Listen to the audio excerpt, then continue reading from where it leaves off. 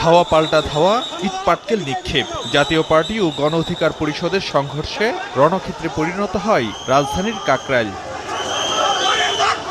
পরিস্থিতি নিয়ন্ত্রণে জাতীয় পার্টিকে সরিয়ে দেওয়ার পর গণ অধিকার কর্মীদের সড়ক ছাড়তে 10 মিনিট সময় বেঁধে দেয় আইনশৃঙ্খলা বাহিনী।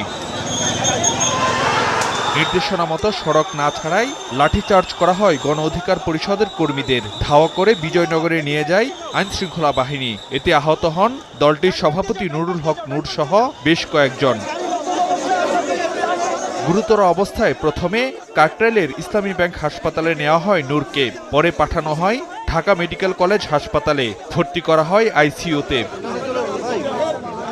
হামলার ঘটনায় শনিবার দুপুরে সারা দেশে বিক্ষোভের ডাক দিয়েছে গণ অধিকার পরিষদ। জড়িতদের চিহ্নিত করে ব্যবস্থা নিতে সরকারকে দেওয়া হয় 24 ঘন্টার আলটিমেটাম।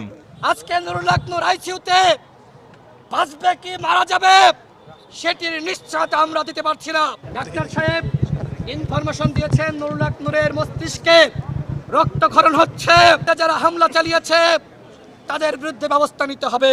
সময় 24 ঘন্টা, এর মধ্যে এদেরকে চিহ্নিত করে শাস্তির আওতায় আনতে হবে, অন্যথায় আমরা কিন্তু যমুনা ঘেরাও করব। এইবার কিন্তু গণ অধিকার পরিষদ একা একা ঘেরাও করবে না। নূরকে দেখতে হাসপাতালে এসে ক্ষোভ জানান বিভিন্ন দলের নেতারা, দাবি জানান বিচারের। এটাকে সম্পূর্ণ পরিকল্পিতভাবে হত্যার ষড়যন্ত্র ছাড়া আর কোনোভাবে অভিহিত করা সম্ভব নয়।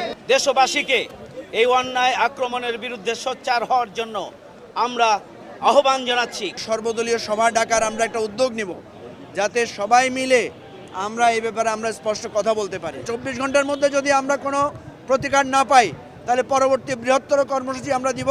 তখন কিন্তু এই আন্দোলনকে আর থামানো যাবে না। আমরা দেখতে